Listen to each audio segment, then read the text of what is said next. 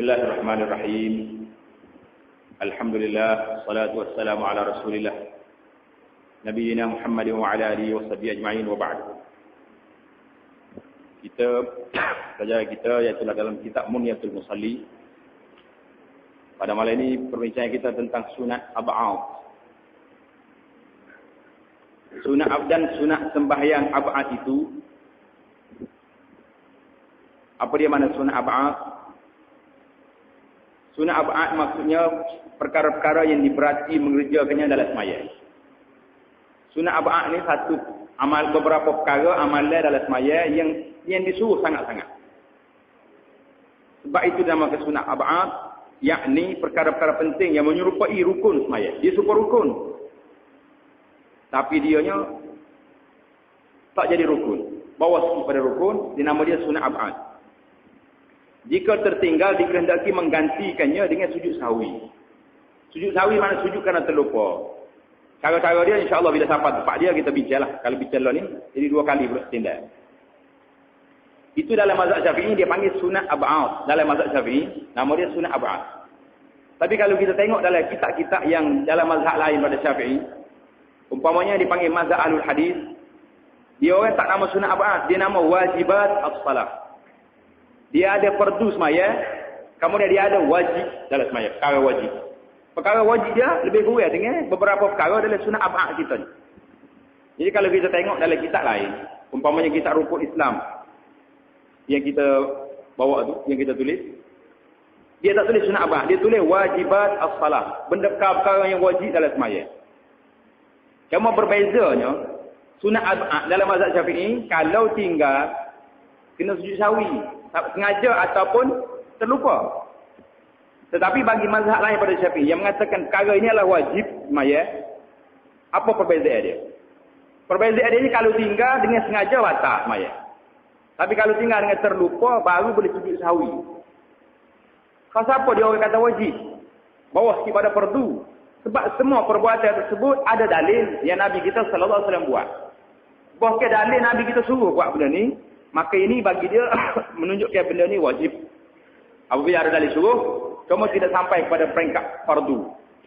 Jadi kita jangan keliru apabila kita jumpa kitab yang mengatakan kalau wajib, bila dia sebut wajib, tak ada lagi dalam mazhab dia tu sunat ab'ad, tak ada. Dia akan ada wajib, lepas tu sunat. Lepas pada wajib dia akan ada sunan. Perkara-perkara yang sunat dalam sembahyang. Jadi pembahagian 3 jenis. Dalam mazhab Syafi'i dia bagi rukun, sunat ab'ad, sunat hay'ah. Mazhab lain dia kata dia akan bagi fardu ataupun rukun, wajib, sunat. Tertib susunannya. Cuma bezanya sikit ya. Bagi dia orang ni wajib, kalau tinggal dengan sengaja batal, kalau tinggal terlupa, barulah boleh sujud sahwi. Diganti, dijabar dengan sujud sahwi.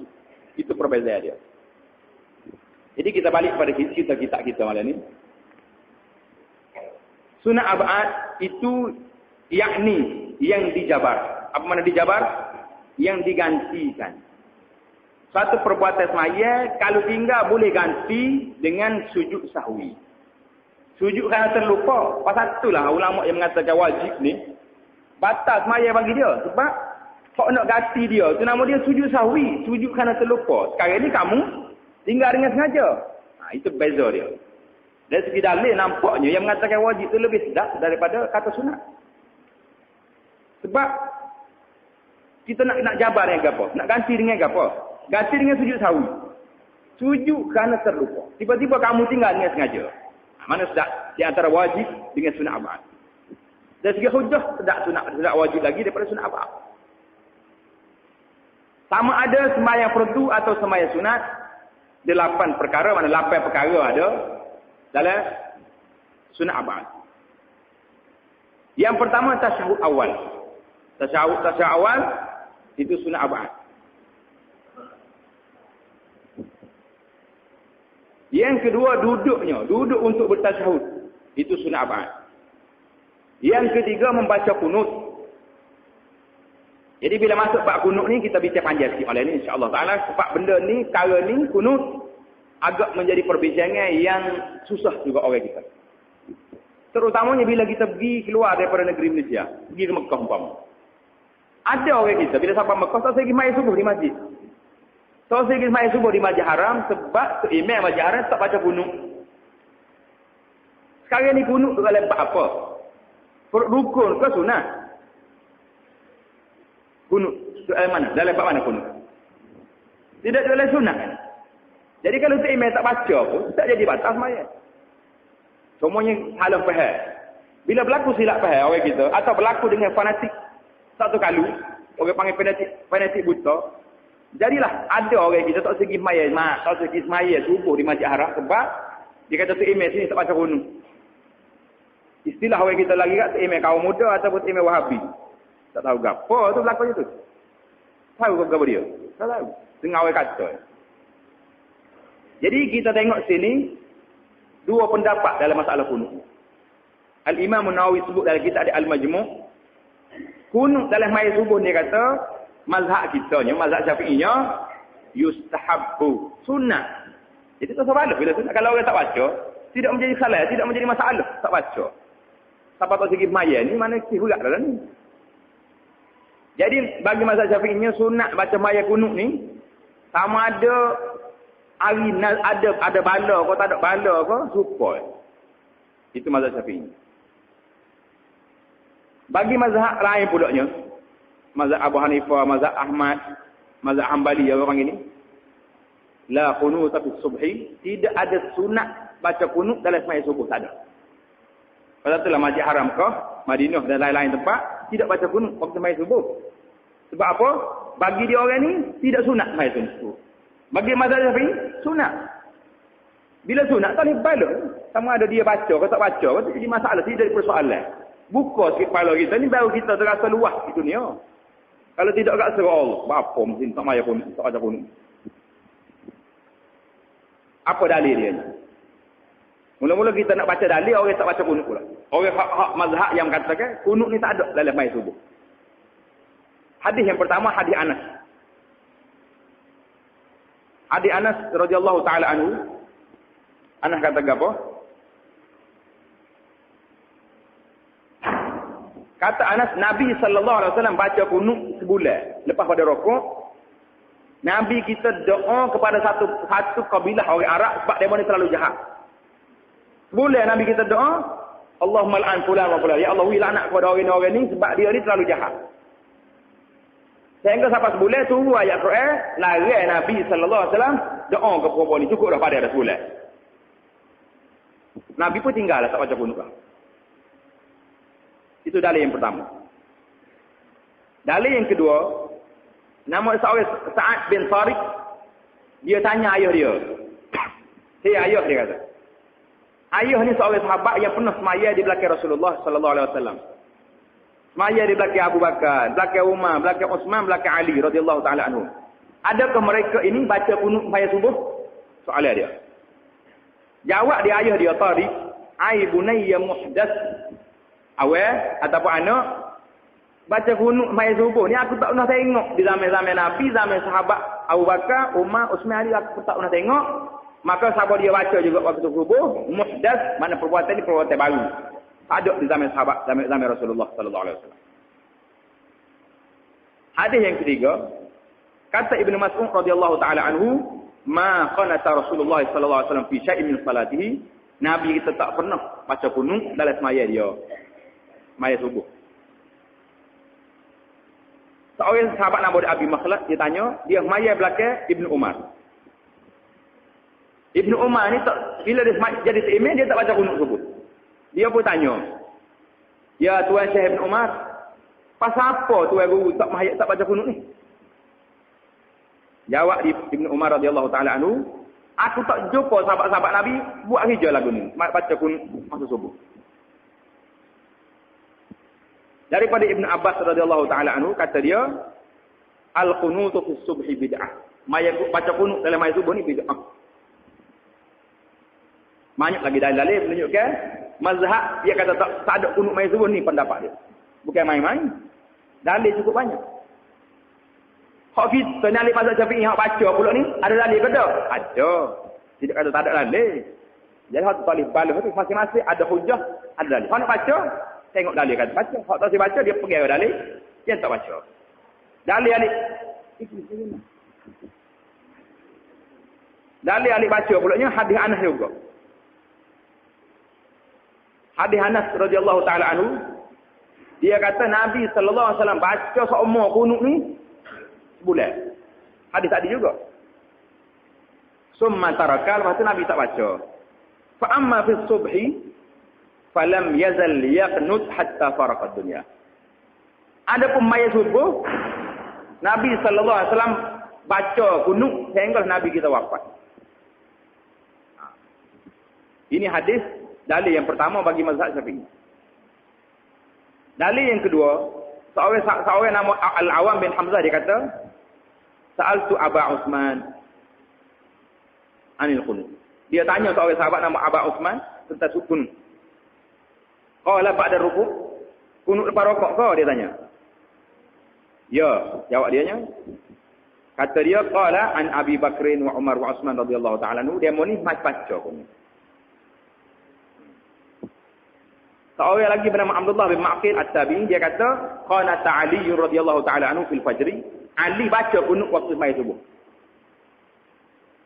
Berapa hadis dah kita ada dalil Ali baca pula ni. Wa anil Bara' anna Rasulullah sallallahu alaihi wasallam kana yaqnutu fi subh wal maghrib. Bara' kata Rasulullah baca kunut sembahyang subuh dan sembahyang maghrib. Itulah dalil-dalil di antara dalil yang menunjukkan Nabi sallallahu alaihi wasallam baca kunut. Jadi dua-dua mazhab ni ada dalil belaka. Mazhab yang pertama yang mengatakan tak baca tu, orang mazhab Syafi'i dia jawab balik. Orang mazhab Syafi'i jawab balik, dia kata summa tarakahu, bukan tarakal kunut. Nabi kita tinggal tak doa ke puak tu. Kunut baca lagi. Tapi tak doa melaknat puak-puak jahat Bani Usayyah ni. Jadi orang pergi dengan dalil kata tak ada tu, Nabi kata, dia kata sallallahu alaihi wasallam Nabi kita semaya waktu subuh semua kali itu waktu kunut nazilah, waktu turun bala. Jadi perbincangan sana sini, dua-dua ada dalil menunjukkan ada baca ada tak baca. Jadi nak cerita pada kita sini, jangan kita ta'assub pada masalah kita ni. Kalau kita pergi tempat orang tak baca kunut, tak usah baca. Tak usah duduk maya sawai-sawai, jangan. Maya majar, 100,000 pahala. Kita ada maya bilik. Kita pergi Mekah. Maya rumah kita tu, habis-habis saja. Jadi, apa gitu ada masyarakat kita, tak boleh terima kalau orang tak baca kunut.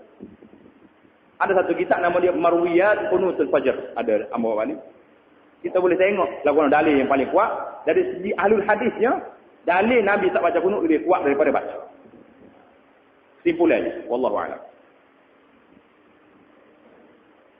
Itu kunut sembahyang subuh. Lepas ni kita akan jumpa pula dalam bab kunut sembahyang witir pula. Kunut sembahyang witir ni nak baca setengah Ramadan akhir ke? Kau boleh kita baca tak satu Ramadan. Baca terus. Macam Masjid Haram. Anda akan mari lepas pada ni. Sikit lagi insyaAllah ta'ala. Perkara itu dalam masalah kunut. Jelas pada kita. Ada dua pendapat sini. Dua-dua pendapat ni. Ada hadis, ada hujah masing-masing. Cuma ulama hadis mengatakan kesimpulan yang mengatakan Nabi kita tak baca kunut sembahyang subuh itu lebih kuat daripada hujah yang mengatakan baca. Sunat abad yang keempat, berdiri untuk berkunut. Berdiri baginya itu berdiri untuk membaca kunut. Dan kelima, membaca selawat atas Nabi sallallahu alaihi wasallam kemudian daripada tasyahud. Baca selawat kata Nabi sallallahu alaihi wasallam kemudian daripada tasyahud itu termasuk dalam sunat abad. Keenam, selawat atasnya kemudian daripada kunut. Selawat kepada Nabi. Lepas pada kita habis berkunut, kita baca wa sallallahu ala nabiyyina Muhammad wa ala alihi washabihi ajma'in itu termasuk di dalam sunat abad. Dan ketujuhnya selawat atas al. Apa makna al? Pagi tadi kita cerita tentang mana al. Al ni asal daripada perkataan ahlun. Ahlun uhailun. Kemudian dia buai ha ganti dengan alif. Dia buai ha ganti dengan alif dua kali. Ahlun. Jadi orang Arab ni tak seberat. Dia buai alif, dia buai mat. Jadi alu. Nampak tak nampak? Apa makna al? Al ni mana keluarga Nabi sallallahu alaihi wasallam. Perkataan al ini, keluarga ni dalam bahasa Arab digunakan kepada keluarga orang-orang besar, orang bangsawan, raja-raja. Dia kata tak dia guna al ni kepada tukar duduk nyabu sapah, tak boleh gitu. Dia kata al-hajja'ah ni. Ni keluarga nyabu sapah, tak boleh pakai. Naknya keluarga orang yang punya pakat-pakat, orang yang ada kedudukan makan baru dia guna al. Jadi selawat ke atas al keluarga Nabi sallallahu alaihi wasallam itu kemudian daripada tasyahud akhir termasuk dalam sunat abad. Dan kelapannya selawat atas al keluarga Nabi sallallahu alaihi wasallam kemudian daripada qunut. Dia masalah qunut ni dia mari bila qunut tu sabit barulah mari. Pasal itulah setengah orang dia tulis dalam bab wajibat salam dia tak masuk dalam bab ni. Maka sekalian itu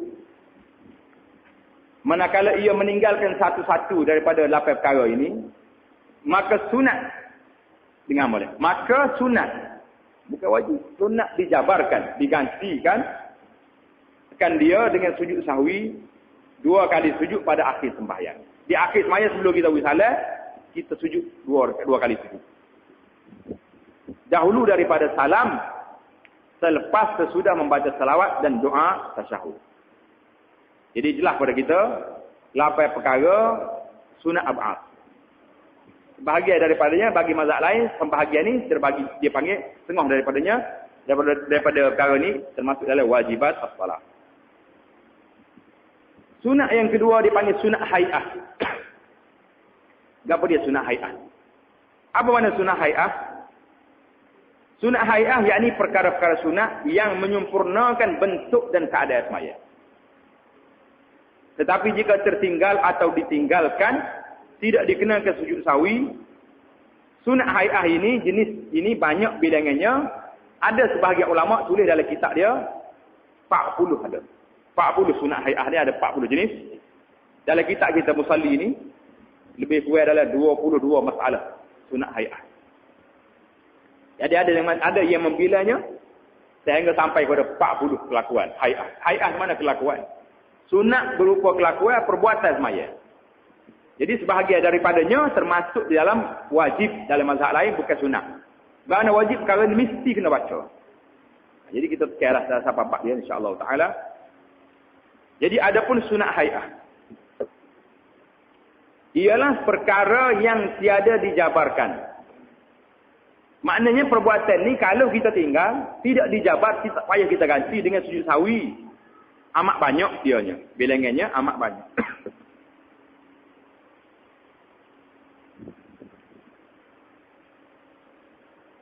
Bilangnya dia amat banyak. Setengahnya, nombor 1 tulis itu. Sunat hai'ah nombor yang pertama, hendaklah diangkatkan 2 tangannya serta permulaan takbir tahrimnya. Awak nak takbir tahrim. Takbiratul ihram, takbir tahrim. Takbir untuk nak masuk sembahyang. Itu namanya takbir tahrim. Takbir permulaan salat. Laguan cara dia, berbetulan tapak tangannya dengan bahunya. Dan hujung anak jarinya dengan cuping telinganya yang di atas. Duk molek. Dan 2 ibu tangannya dengan cuping telinganya. Kemudian diturunkan keduanya, ditaruh. Apa nak ditaruh? Diletakkan di bawah dadanya. Dan digenggamkan tangan kanan pada pergelangan kiri. Kesudahan hantarnya, mana letaknya hantarnya tu. Dengan kesudahan hantarnya, kesudahan waktu tangan kita tu. Dengan kesudahan takbirnya. Bersama-sama atas yang dimu'tamad. Mu'tamad ni yang dipilih, pendapat yang dipilih oleh pada syarah Muhazzab. Apa dia mana syarah Muhazzab? Nama dia Al-Majmu' fi Syarhil Muhazzab lil Imam An-Nawawi. Syarah Muhazzab ni nama satu kitab, nama dia Al-Majmu'. Al-Majmu' Syarah Muhazzab yang ditulis oleh Al-Imam An-Nawawi rahimahullahu taala dan Syarah Wasit. Syarah Wasit ni ditulis oleh Imam Al-Ghazali. Al-Wasit ni ditulis oleh Imam Ghazali. Syarah dianya nama Al-Matlabul Ali. Al-Matlab Al-Ali fi Syarhi Wasit Al-Ghazali. Ambil sebahagian daripada kitab ni. Tahqiq. Edit kitab ni untuk tesis. Masa menulis. Nulis tesis untuk master. Ambil sebahagian daripada kitab ni. Kitab ni seorang tulis. Nama dia Ibn Rif'ah. Tesis ni nak habis kita ni. Boleh 30 PhD boleh. Nak oyak ulama semua dulu, ulama semua. Ulama semua ni gitulah ulama. Pakai dengan ulama belaka, lepas tu tak jadi gaul apa. Jadi bolehlah orang panggil. Ya, kena kitab gitu.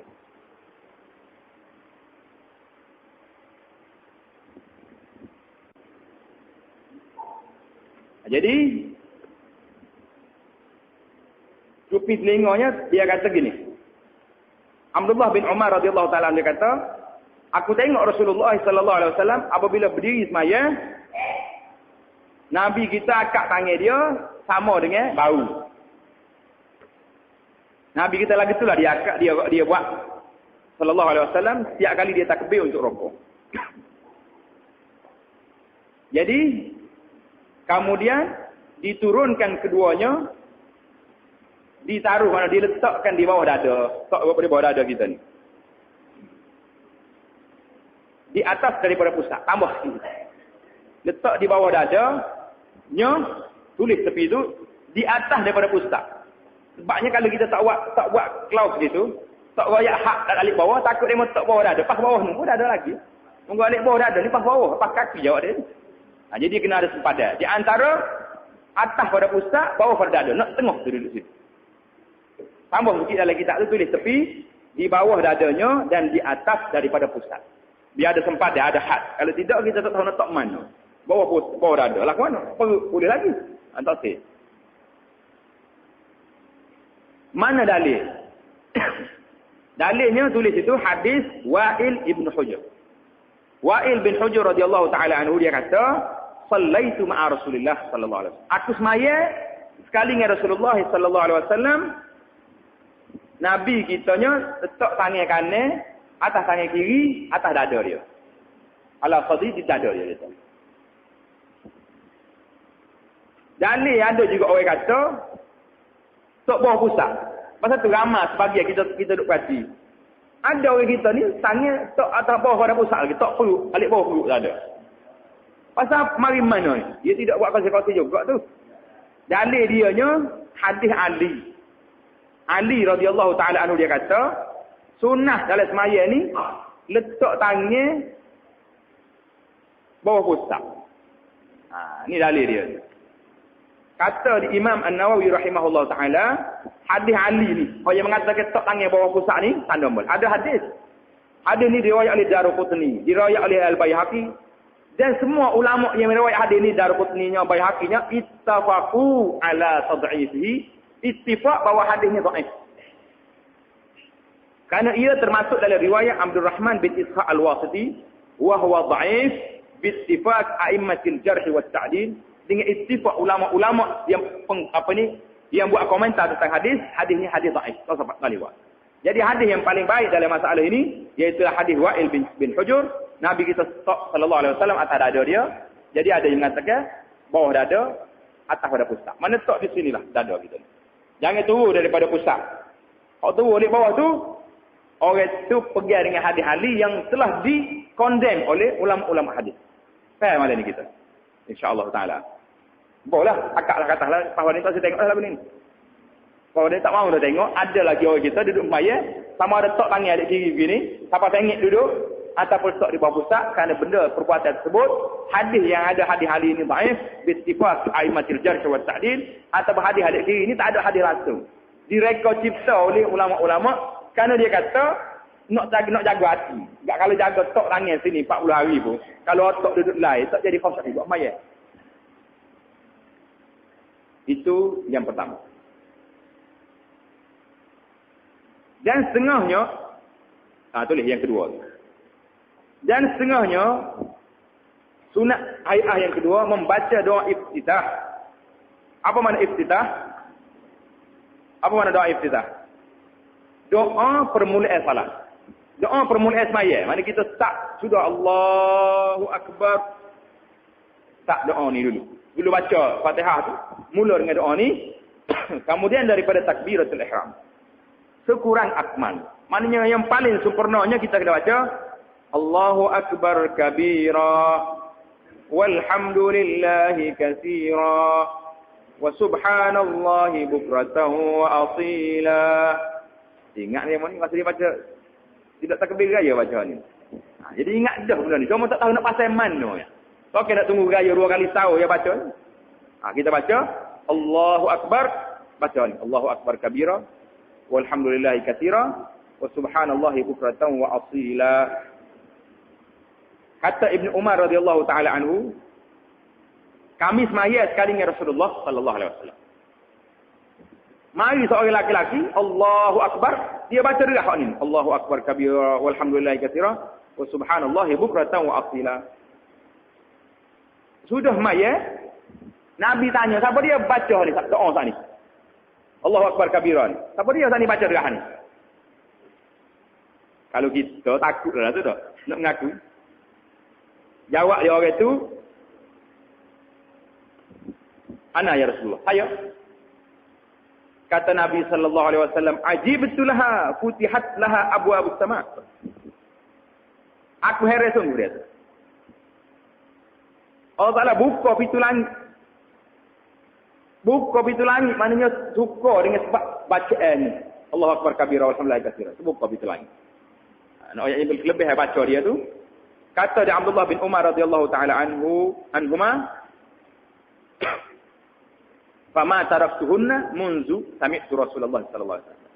Kata Ibnu Umar, lepas pada aku dengar lagu ni, aku tak pernah tinggal baca doa ni. Boleh baca kita? Boleh?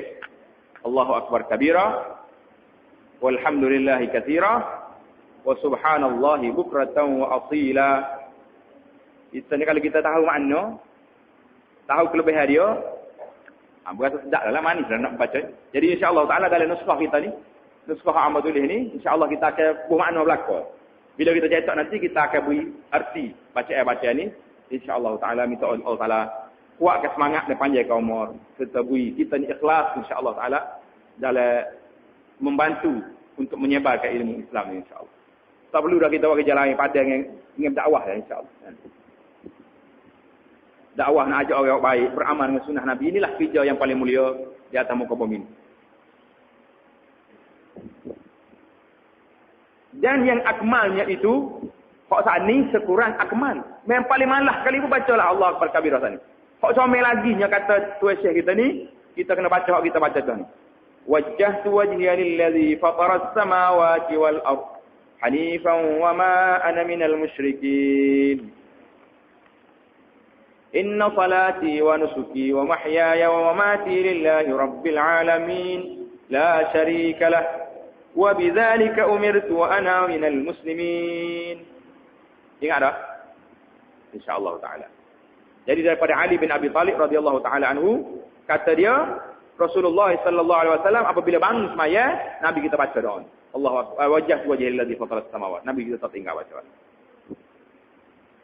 Kemudian barulah baca, maka membaca a'udzubillahi minasyaitonir rajim pada setiap rakaat. Kita baca a'udzubillahi minasyaitonir rajim sebelum daripada kita baca Fatihah.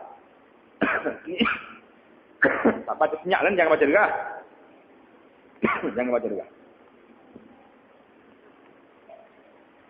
Yang keberapa dah? Yang ketiga, yang keempat dah. Yang keempat dan setengahnya mengucap amin. Bila? Kemudian daripada selesai membaca Fatihah. Bila selesai baca Fatihah baru kita baca amin. Dinyaringkan pada sembahyang yang dinyaringkan Fatihah. Amin ni kena derah ikut bacaan. Kalau baca derah subuh, maghrib, isya, amin pun derah juga. Dan disirkan. Apa makna sirkan? Diperlahankan. Itu makna sir. Tanda di kita. Disirkan maknanya diperlahankan. Pada sembahyang yang disirkan. Dia campur Arab yang Melayu ni kita ni. Pasti baik-baik. Dan sunat makmum mengucap amin, bacaan imamnya bersama-sama dengan ucap imamnya. Jadi makmum kena tunggu. Bila imam sudah waladdallin, tunggu sekali dengan imam baca serta. Kata Nabi sallallahu alaihi wasallam, kalau kita amin sekali dengan amin malaikah, Allah Taala beri keampunan kepada kita. Setiap baca tak pada maya sampai sudah tu semua kali rahmat Allah SWT. Nak hapus dah segala kesalahan kita, nak angkat darjat. Yang kelima ni. Tanda-tanda bilangnya dia tu. Dan sunat berhenti saktah. Apa makna saktah? Berhenti sekejap. Sunat berhenti saktah makna berhenti sekejap. Antara Fatihah dan Amin. Lepas pada waladdallin. Amin. Baru mari amin. Jangan ada sambung guru selalu. Sebab nak beza di antara dia tu Fatihah. Oh ni lain. Dia doa kepada Fatihah. Amin makna istajib lana ya Rabb. Terimalah permintaan kami. Apa kita minta dalam sembahyang? Ihdinas siratal mustaqim. Minta apa lagi? Siratal ladzina an'amta. Mana minta petunjuk dalam sembahyang kita. Bila kita minta, imam minta, makmum semua kena raya. Amin. Ya Allah perkenankanlah permohonan kami. Dan antara amin dan surah. Lepas pada amin, jangan bismillah kemana. Tunggu dulu. Barulah start baca surah pula. Dan antara surah dengan rukuk. Lepas habis surah, berhenti sekejap, barulah rukuk.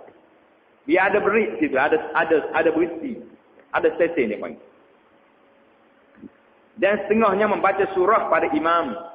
Kalau tu imam kena baca surah. Pada imam dan munfarid. Berbagi dia. Munfarid. Apa makna munfarid?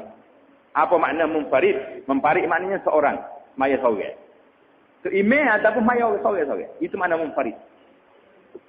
InsyaAllah dah. Habis kita ni boleh baca sendiri kata ni. Dah jelas molek. Makna munfarid makna baca seorang. Secara individu semaya. Pada 2 rakaat yang pertama.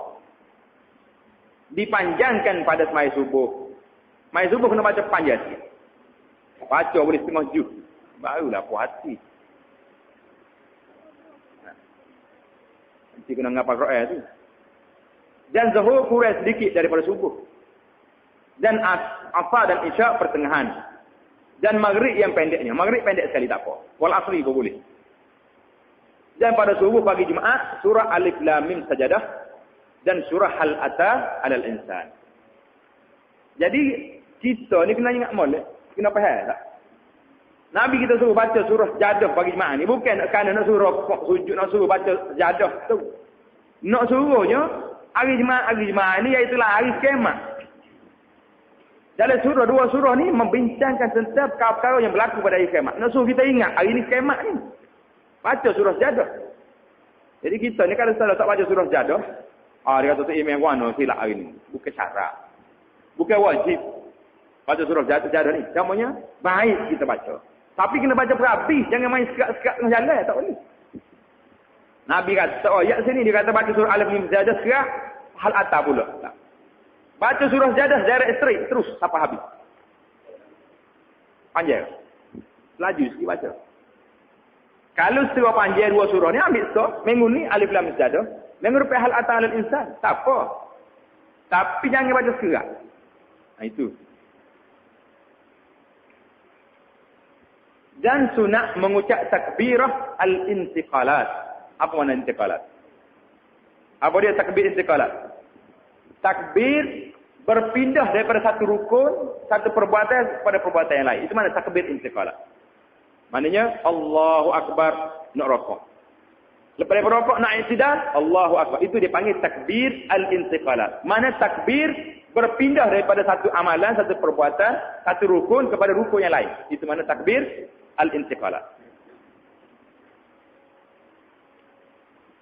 Yang 5 kali. Mana 5 kali? Iaitulah takbir untuk rukuk. Takbir turun kepada sujud. Takbir bangkit daripada sujud. Dan takbir sujud yang kedua. Dan takbir bangkit daripada sujud kepada qiyam. Itu semua tu dia panggil takbir al-intiqalat. Boleh baca. Al-intiqalat mana takbir berpindah daripada satu tempat, satu rukun, satu amalan kepada amalan yang seterusnya. Dan sunat mengangkatkan kedua tangannya seperti takbiratul ihram. Tatkala hendak rokok dan tatkala bangkit daripada rokok kepada i'tidal. Mana kita nak rokok, Allah akbar pula. Nak i'tidal, Allah akbar pula. Sami Allah liman hamidah. Rabbana walakal hamd. Permulaan angkat keduanya bersama-sama angkat kepala. Bila kita angkat kepala tu Allahu Akbar. Jangan bangun dulu baru Allahu Akbar lah. Angkat serentak, sekali dengan tangan, sekali dengan takbir. Dan demikian lagi sunat mengangkatkan dua tangannya setakala bangkit daripada tasyahud awal kepada qiyam. Sunat. Kita sudah tahiyat awal nak bangun kepada qiyam. Rakaat yang ketiga, sunat kita angkat tangan. Dan sunat mengucap subhana rabbiyal azim wa bihamdihi. 3 kali dalam rakaat. Ada sebagian ulama mengatakan bacaan ni subhana rabbiyal azim, subhana rabbiyal a'la, rabbana walakal hamd, semua ni wajib.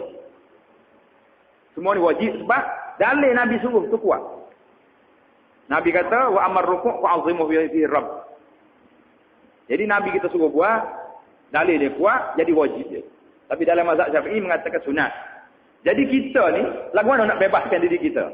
Nak menyelesaikan masalah ni supaya kita tidak bersalah, kita mesti baca doa ni. Lorak kalau tak lorak baca sama, manakala jadi sunat-sunatlah. Tapi kalau wajib selesai masalah. Kita tidak semaya kita tidak ada cacat, tak jadi celah. Tidak ada kekurangan dalam semaya kita. Kita bukan royak ni bukan nak suruh selaru pemikiran, tapi nak suruh royak biar beramal dengan sunnah Nabi kita ajar ni sallallahu alaihi wasallam. Sama ada kita baca subhana rabbiyal azim ataupun subhana rabbiyal azim wa bihamdihi. Kerana subhana rabbiyal azim itu jelas hadis yang sahih.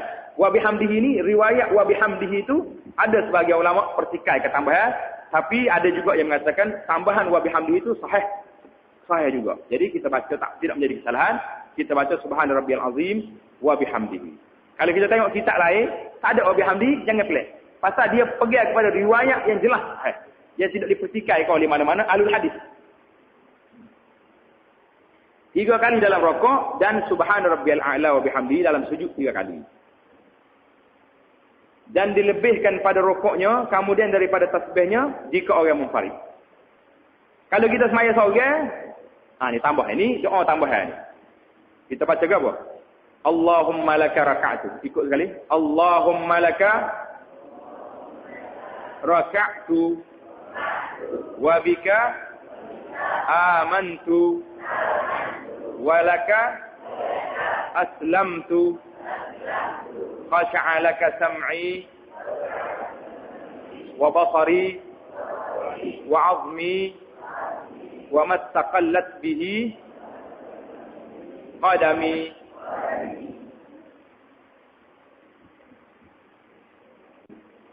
Jadi sekarang ni baca ayat kita sekarang ni dan dilebihkan lepas pada kita baca subhana rabbiyal azim wa bihamdi dan dilebihkan pada rukuknya, kemudian daripada tasbihnya. Tasbih mana? Subhana rabbiyal azim wa bihamdi itu jika orang munfarid, kalau mayat seorang. Kalau tu imam mungkin tak ada, menyebabkan orang lain belakang jadi lama. Kalau kita boleh baca cepat, baca tak apa. Kita baca Allahumma laka raka'tu wa bika amantu wa laka aslamtu. Khasha'a laka sam'i wa basari wa mukhi wa 'azmi wa mastaqallat bihi qadami. Kemudian demikian lagi dilebihkan. Kemudian daripada tasbih 2 sujud. Lepas daripada kita baca subhana rabbiyal a'la wa bihamdihi, kita baca apa pula? Allahumma laka sajadtu wa bika amantu wa laka aslamtu. Sajada wajhiya lilladhi khalaqahu wa sawwarahu wa syaqqa sam'ahu wa basarahu. Tabarakallahu ahsanul khaliqin. Dan setengah daripada sunat ayat juga sunat mengucap Sami Allahu liman hamidah. Serta permulaan angkat kepalanya. Jadi hal ni seimam baca. Seimam baca Sami Allahu liman hamidah. Jadi makmumnya baca Rabbana walakal hamd. Rabbana walakal hamdu mil'as samawati wal ardi wa mil'a ma bainahuma wa mil'a ma syi'ta min syai'in ba'du. Jadi dalam kitab musalli kita ni dia tulis ahlus sana. Ahlu ke ahla? Bagi atas ke bagi bawah? Tengok situ. Nah. Ahlu sana wa timal al ke ahla? Ahlu lah. Dah bawah.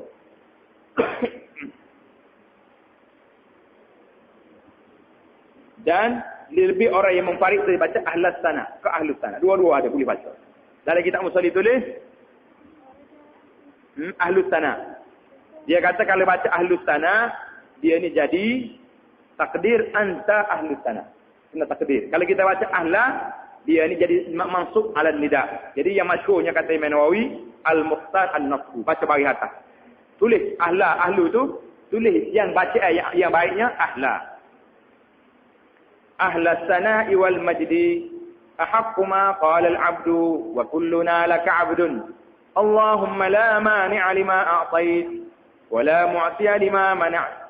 ولا ينفع ذا الجد منك الجد.